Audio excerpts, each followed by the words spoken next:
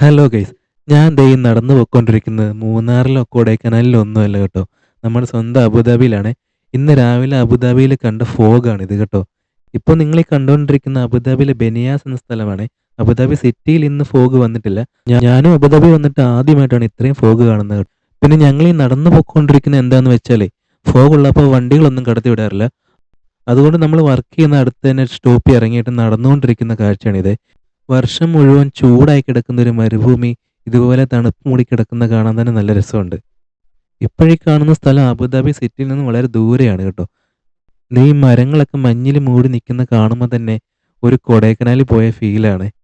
പിന്നെ വേറൊരു കാര്യം എന്താണെന്ന് വെച്ചാൽ, ഈ കാഴ്ചകളൊന്നും അടുത്ത മാസം നമുക്ക് വീണ്ടും കാണാൻ പറ്റുമെന്ന് തോന്നുന്നില്ല. കാരണം ഇപ്പോൾ ജനുവരിയാണ്. ഫെബ്രുവരിയൊക്കെ ആകുമ്പോഴേക്ക് ഈ ഫോഗൊക്കെ കുറയും. ഏകദേശം തണുപ്പൊക്കെ മാറി തുടങ്ങും കേട്ടോ.